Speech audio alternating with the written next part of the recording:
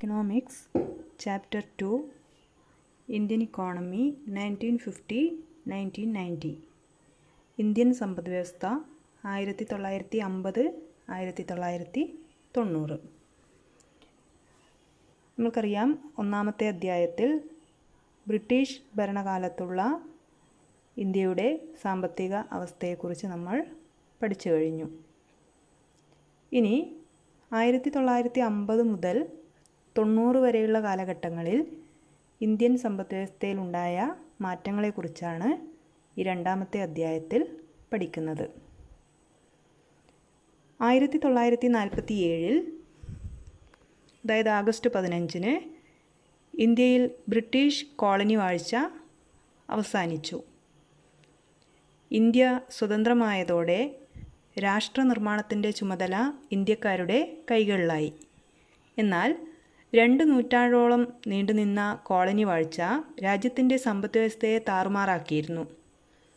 സ്വാതന്ത്ര്യലബ്ധിയുടെ സമയത്ത് നമ്മുടെ സമ്പദ്വ്യവസ്ഥ അങ്ങേയറ്റം ദുർബലവും അസ്ഥിരവുമായിരുന്നു. കൂടാതെ രൂക്ഷമായ നിരവധി സാമ്പത്തിക പ്രശ്നങ്ങൾ തലപൊക്കുകയും ചെയ്തു.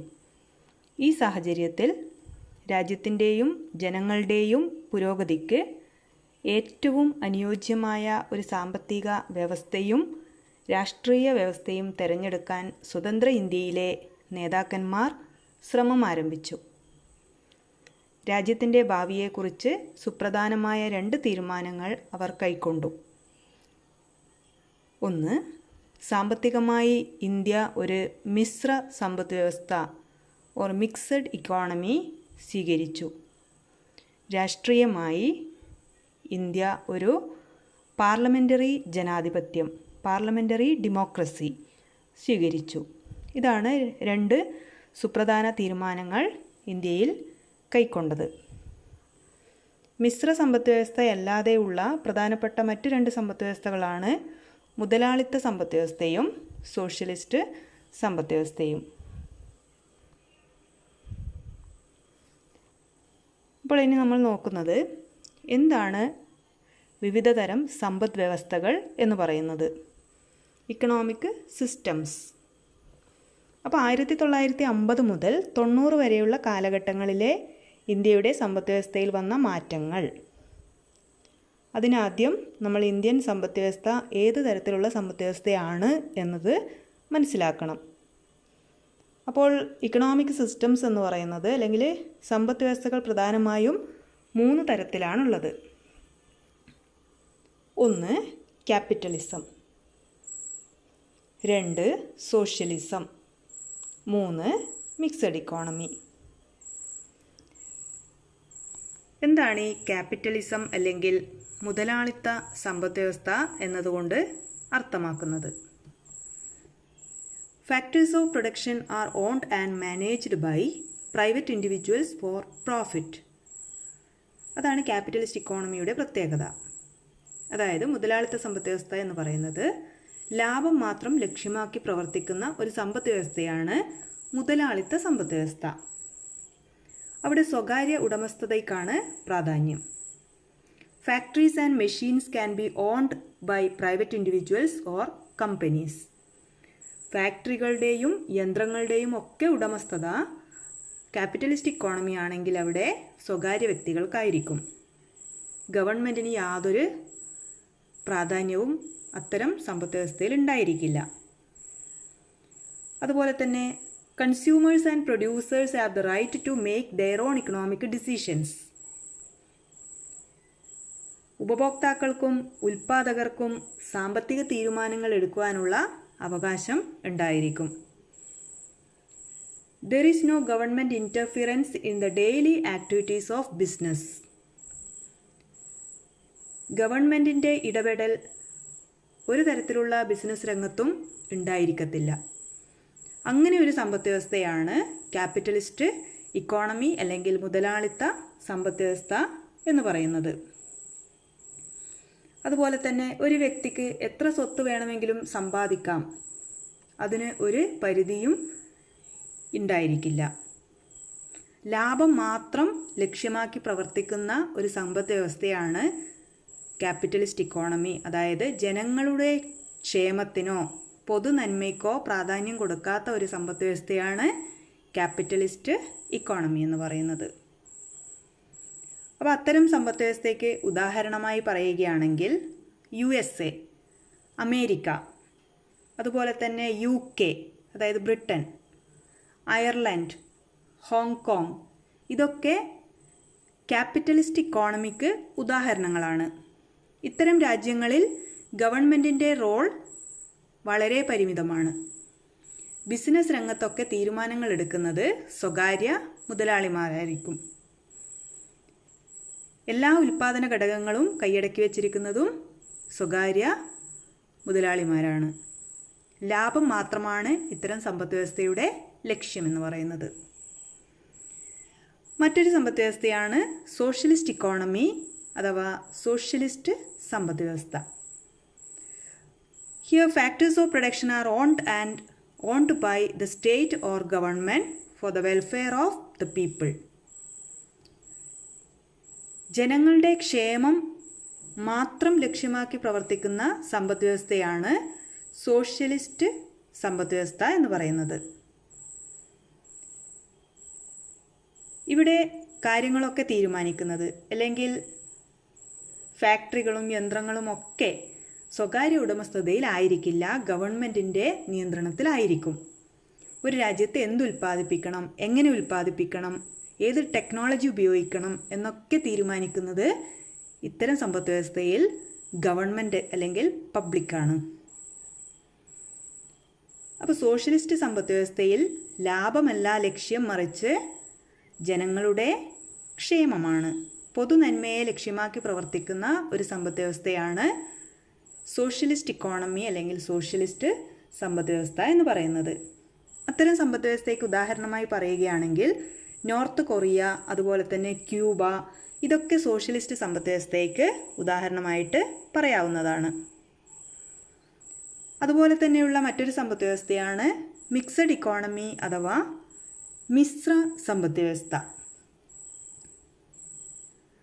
ഇപ്പോൾ പഠിച്ച രണ്ട് സമ്പദ് വ്യവസ്ഥയുടെയും പ്രത്യേകതകൾ നമ്മൾ മനസ്സിലാക്കി. ലാഭം മാത്രം ലക്ഷ്യമാക്കി പ്രവർത്തിക്കുന്ന സമ്പദ് വ്യവസ്ഥയാണ് ക്യാപിറ്റലിസ്റ്റ് ഇക്കോണമി, മുതലാളിത്ത സമ്പദ് വ്യവസ്ഥ. ജനങ്ങളുടെ നന്മ മാത്രം ലക്ഷ്യമാക്കി പ്രവർത്തിക്കുന്ന സമ്പദ് വ്യവസ്ഥയാണ് സോഷ്യലിസ്റ്റ് സമ്പദ് വ്യവസ്ഥ. മിക്സഡ് ഇക്കോണമി എന്ന് പറയുന്നത് ഈ രണ്ട് സമ്പദ് വ്യവസ്ഥയുടെയും സവിശേഷതകൾ അടങ്ങിയ ഒരു സമ്പദ് വ്യവസ്ഥയാണ് മിക്സഡ് ഇക്കോണമി. അതായത് ക്യാപിറ്റലിസത്തിൻ്റെ സവിശേഷതകളും അതുപോലെ തന്നെ സോഷ്യലിസത്തിൻ്റെ സവിശേഷതകളും ഉൾപ്പെടുന്ന ഒരു സമ്പദ് വ്യവസ്ഥയാണ് മിക്സഡ് ഇക്കോണമി അല്ലെങ്കിൽ മിശ്ര സമ്പദ് വ്യവസ്ഥ എന്ന് പറയുന്നത്. Here public sector and private sector co exist. അതായത് പൊതുമേഖലയും സ്വകാര്യ മേഖലയും ഒരുമിച്ച് പ്രവർത്തിക്കുന്ന ഒരു സമ്പദ് വ്യവസ്ഥ. സ്വകാര്യ മുതലാളിമാർക്കും പ്രാധാന്യമുണ്ട്, അതോടൊപ്പം ഗവൺമെൻറ്റിനും അതിൻ്റേതായ പ്രാധാന്യമുള്ള ഒരു സമ്പദ് വ്യവസ്ഥയാണ് മിശ്ര സമ്പദ് വ്യവസ്ഥ. ലാഭം ലക്ഷ്യമാണ്, അതുപോലെ തന്നെ ജനങ്ങളുടെ ക്ഷേമത്തിനും പ്രാധാന്യം കൊടുക്കുന്ന ഒരു സമ്പദ് വ്യവസ്ഥയാണ് മിക്സഡ് ഇക്കോണമി. മിക്സഡ് ഇക്കോണമിക്ക് ഉദാഹരണമായി പറയുകയാണെങ്കിൽ ഇന്ത്യ, നമ്മുടെ രാജ്യം ഒരു മിശ്ര സമ്പദ് വ്യവസ്ഥയാണെന്ന് പറയാം. അതുപോലെ തന്നെ ഫ്രാൻസ്, അയർലൻഡ്, ഐസ്ലാൻഡ്, ഇതൊക്കെ മിക്സഡ് ഇക്കോണമിക്ക് ഉദാഹരണമാണ്. അപ്പോൾ വിവിധ തരം ഇക്കോണമിക് സിസ്റ്റംസ്, സമ്പദ് വ്യവസ്ഥകൾ നമ്മൾ പഠിച്ചു. Capitalism, socialism, mixed economy. ഇതിൽ 1950 ശേഷം ഇന്ത്യ പിന്തുടർന്ന വ്യവസ്ഥിതിയാണ് സമ്പദ് വ്യവസ്ഥയാണ് മിക്സഡ് ഇക്കോണമി അല്ലെങ്കിൽ മിശ്ര സമ്പദ് വ്യവസ്ഥ എന്ന് പറയുന്നത്. ഇനി പഞ്ചവത്സര പദ്ധതികൾ. എന്താണ് പ്ലാനിംഗ് എന്ന് പറയുന്നത്, അല്ലെങ്കിൽ ആസൂത്രണം എന്ന് പറഞ്ഞാൽ എന്താണ്? What is economic planning? Economic planning is to make decisions with respect to the use of resources. Economic planning is a term used to describe the long-term plans of government to coordinate and develop the economy. ഒരു നിശ്ചിത കാലയളവിനുള്ളിൽ ചില ലക്ഷ്യങ്ങൾ നേടുവാൻ കഴിയുന്ന വിധത്തിൽ മുൻകൂട്ടി നിശ്ചയിച്ച് വിഭവങ്ങൾ പങ്കിടുന്നതിനെയാണ് പ്ലാനിംഗ് എന്ന് പറയുന്നത്. അതായത് മുൻകൂട്ടി നിശ്ചയിച്ച ലക്ഷ്യങ്ങൾ നിറവേറ്റാൻ പരിമിതമായ വിഭവങ്ങൾ മുൻഗണനാക്രമത്തിൽ ഉപയോഗപ്പെടുത്തുന്നതിനെയാണ് പ്ലാനിംഗ് എന്ന് പറയുന്നത്. 5 വർഷങ്ങൾ കൊണ്ട് നേടിയെടുക്കാവുന്ന ലക്ഷ്യങ്ങളെ മുൻനിർത്തിയുള്ള പഞ്ചവത്സര പദ്ധതികളും 5 ഇയർ പ്ലാൻസും അതുപോലെ തന്നെ 20 കൊല്ലം കൊണ്ട് നേടിയെടുക്കാവുന്ന ലക്ഷ്യങ്ങളെ മുൻനിർത്തിയുള്ള പെർസ്പെക്റ്റീവ് പ്ലാനുകളും ഇന്ത്യയിൽ നടപ്പിലാക്കി.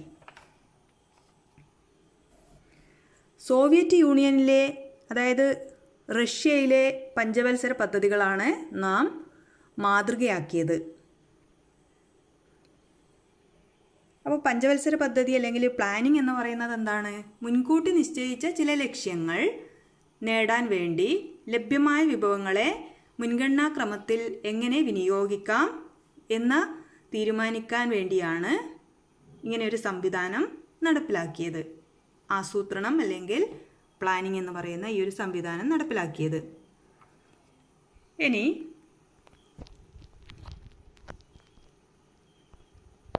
ഇന്ത്യൻ പ്ലാനിങ്ങിൻ്റെ ശില്പി എന്നറിയപ്പെടുന്നത് ആരാണ്? PC മഹലനോബിസ് ആണ് ഇന്ത്യൻ പ്ലാനിങ്ങിൻ്റെ ശില്പി എന്നറിയപ്പെടുന്നത്. ഇനി നമ്മൾക്ക് നോക്കേണ്ടത് പ്ലാനിംഗ് കമ്മീഷൻ അഥവാ ആസൂത്രണ കമ്മീഷൻ. എന്താണ് ആസൂത്രണ commission?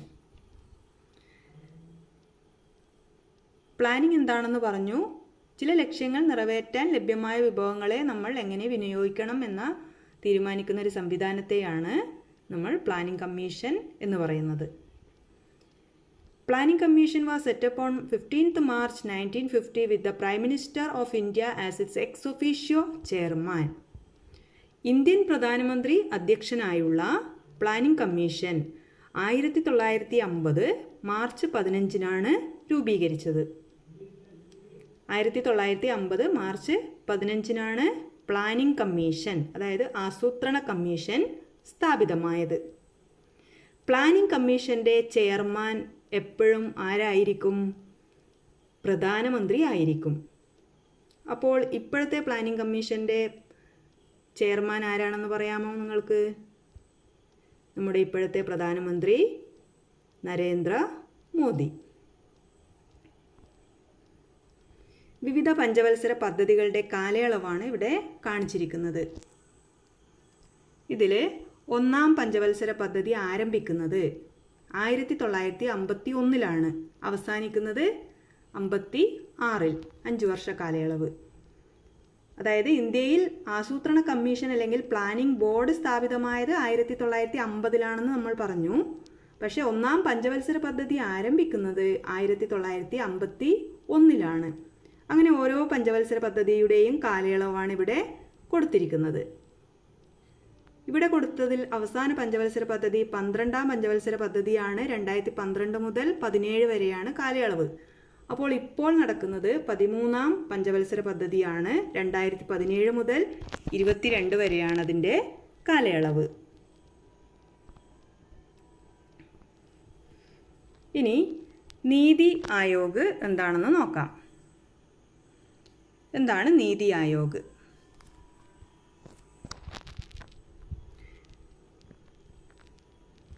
The new name of Planning Commission ആണ് Niti Aayog. National institution for transforming India, അതാണ് അതിൻ്റെ പൂർണ്ണരൂപം. National institution for transforming India, അതാണ് നീതി. ഇത് സ്ഥാപിതമായത് 1 ജാനുവരി 2015-ലാണ്. Prime minister as its chairperson.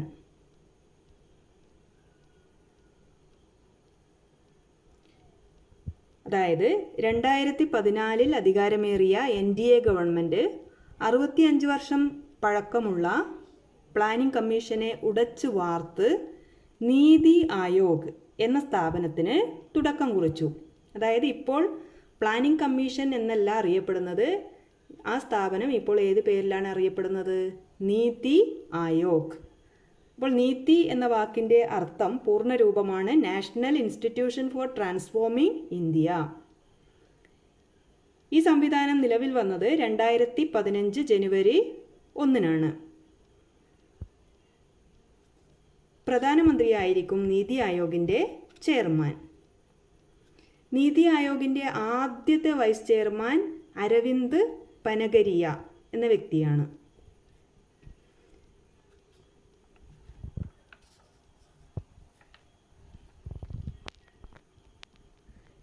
ഇനി ഇന്ത്യൻ പ്ലാനിങ്ങിൻ്റെ പിതാവ്. കുറച്ചു മുമ്പ് നമ്മൾ PC മഹലനോബിസ് ആരാണെന്ന് പഠിച്ചു. ആരാണ് PC മഹലനോബിസ്? ഇന്ത്യൻ പ്ലാനിങ്ങിൻ്റെ ശില്പി, ഇന്ത്യൻ പഞ്ചവത്സര പദ്ധതികളുടെ ശില്പി എന്നറിയപ്പെടുന്നത് PC മഹലനോബിസ്. ഇന്ത്യൻ പ്ലാനിങ്ങിൻ്റെ പിതാവ് എന്നറിയപ്പെടുന്നത്, ഫാദർ ഓഫ് ഇന്ത്യൻ പ്ലാനിങ് എന്നറിയപ്പെടുന്നത് M വിശ്വേശ്വരയ്യ. ഇനി എന്താണ് ഈ പഞ്ചവത്സര പദ്ധതികളുടെ ലക്ഷ്യങ്ങൾ? What are the objectives of 5-year plan or economic planning? അപ്പോൾ പ്ലാനിങ് എന്താണെന്ന് പഠിച്ചു. വിവിധതരം പഞ്ചവത്സര പദ്ധതികളുടെ കാലയളവ് നമ്മൾ നോക്കി. പ്ലാനിംഗ് കമ്മീഷൻ്റെ ഇപ്പോഴത്തെ പേരെന്താണെന്ന് പഠിച്ചു. ഇനി എന്താണ് ഈ 5-year പ്ലാൻ, അതായത് 5-year പ്ലാനിൻ്റെ ലക്ഷ്യങ്ങൾ, ഒബ്ജക്റ്റീവ്സ് എന്തൊക്കെയാണെന്നാണ് നോക്കുന്നത്. ഒന്നാമത്തെ ഒബ്ജക്റ്റീവ് എന്ന് പറയുന്നത് സാമ്പത്തിക വളർച്ച, അതായത് economic growth. Economic growth refers to a process whereby the real national and per capita income increases over a period of time. ദീർഘകാല അടിസ്ഥാനത്തിൽ യഥാർത്ഥ ദേശീയ വരുമാനവും പ്രതിശീർഷ വരുമാനവും വർദ്ധിക്കുന്നതിനെയാണ് സാമ്പത്തിക വളർച്ച എന്ന് പറയുന്നത്. അപ്പോൾ സാമ്പത്തിക വളർച്ച ഉണ്ടാവണമെങ്കിൽ രാജ്യത്തിൻ്റെ വരുമാനം വർദ്ധിക്കണം. രാജ്യത്തിൻ്റെ വരുമാനമാണ് ദേശീയ വരുമാനം അല്ലെങ്കിൽ നാഷണൽ ഇൻകം എന്ന് പറയുന്നത്. അപ്പോൾ ദേശീയ വരുമാനം വർദ്ധിക്കുകയാണെങ്കിൽ സാമ്പത്തിക വളർച്ച ഉണ്ടാകും. അപ്പോൾ സാമ്പത്തിക വളർച്ച കൈവരിക്കുക എന്നുള്ളതാണ് 5-year പ്ലാനിൻ്റെ ഒരു പ്രധാനപ്പെട്ട ഒബ്ജക്റ്റീവായിട്ട് പറയുന്നത്. മറ്റൊന്ന് modernisation, ആധുനികവൽക്കരണം. Modernization implies the use of modern technology in productive activities. Modern technology is used in all activities, all sectors. For example, using high-yielding variety seeds, power tillers, chemical fertilizers, etc. will increase agriculture production. Similarly, the use of modern machines in factories will increase industrial production. അപ്പോൾ എന്താണ് modernisation അല്ലെങ്കിൽ ആധുനികവൽക്കരണം എന്ന് പറയുന്നത്? ആധുനിക സാങ്കേതിക വിദ്യകൾ ഉപയോഗിച്ച് ഉൽപാദനക്ഷമത വർദ്ധിപ്പിക്കുക എന്നതാണ് ഇതുകൊണ്ട് ഉദ്ദേശിക്കുന്നത്. ഇത് സമ്പദ്വ്യവസ്ഥയുടെ ഏത് മേഖലയ്ക്കും ബാധകമാണ്. ഉദാഹരണത്തിന് അത്യുൽപാദന ശേഷിയുള്ള വിത്തുകൾ, ട്രാക്ടറുകൾ, രാസവളങ്ങൾ തുടങ്ങിയവ കാർഷിക മേഖലയിലും അതുപോലെ തന്നെ പവർലൂം, ആധുനിക യന്ത്രങ്ങൾ തുടങ്ങിയവ വ്യാവസായിക മേഖലയിലും ഉൽപാദനക്ഷമത വർദ്ധിപ്പിക്കുന്ന സങ്കേതങ്ങളാണ്. ഇപ്പോൾ ആധുനികവൽക്കരണത്തിലൂടെയും സാമ്പത്തിക വളർച്ച കൈവരിക്കാം. അപ്പോൾ പ്ലാനിങ്ങിൻ്റെ മറ്റൊരു ഒബ്ജക്റ്റീവായി നമ്മൾക്ക് പറയാവുന്നത് മോഡേണൈസേഷൻ അല്ലെങ്കിൽ ആധുനികവൽക്കരണം. കാർഷിക മേഖലയിലാണെങ്കിലും വ്യാവസായിക മേഖലയിലാണെങ്കിലും ഒക്കെ ആധുനിക സാങ്കേതിക വിദ്യകൾ കൊണ്ടുവരിക എന്നുള്ളതാണ് പഞ്ചവത്സര പദ്ധതിയുടെ ഒരു ലക്ഷ്യം. മറ്റൊന്ന് സെൽഫ് റിലയൻസ്, സ്വാശ്രയത്വം. മറ്റു രാജ്യങ്ങളെ ആശ്രയിക്കാതിരിക്കുക, സ്വാശ്രയത്വം. Self reliance means reducing our dependence on other countries. excessive dependence on other countries will adversely affect our economic as well as political freedom. Self-reliance implies reducing the degree of foreign assistance and dependence on other countries for goods and services. സ്വാശ്രയത്വം എന്ന് പറയുന്നത് സാധനങ്ങൾക്കും സേവനങ്ങൾക്കുമായി വിദേശ രാജ്യങ്ങളെ ആശ്രയിക്കാതെ ഇരിക്കുന്ന അവസ്ഥയാണ് സ്വാശ്രയത്വം. അതായത് വികസനത്തിനായി സ്വന്തം രാജ്യത്തെ വിഭവങ്ങൾ ആശ്രയിക്കുക. മറ്റ് രാജ്യങ്ങളെ ആശ്രയിക്കേണ്ടി വരുന്നത് ഒരു രാജ്യത്തിൻ്റെ സാമ്പത്തികവും രാഷ്ട്രീയവുമായ സ്വാതന്ത്ര്യത്തെ അത് ബാധിക്കും. അത് സാമ്പത്തിക വളർച്ചയ്ക്ക് തടസ്സവുമായിരിക്കും. അപ്പോൾ സാമ്പത്തിക വളർച്ച കൈവരിക്കണമെങ്കിൽ എന്തുകൂടി ഉണ്ടാവണം? സ്വാശ്രയത്വം കൂടി ഉണ്ടായിരിക്കണം. അമിതമായി മറ്റ് രാജ്യങ്ങളെ ആശ്രയിക്കാതിരിക്കുക.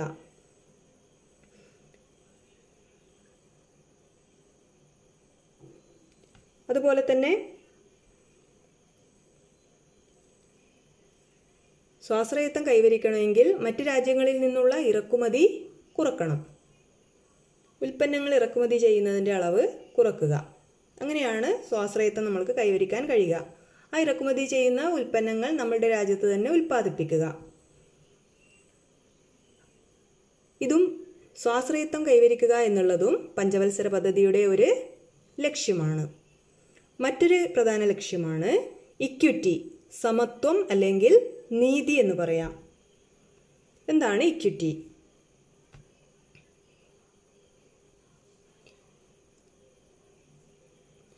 The benefits of economic prosperity must reach all sections of the society.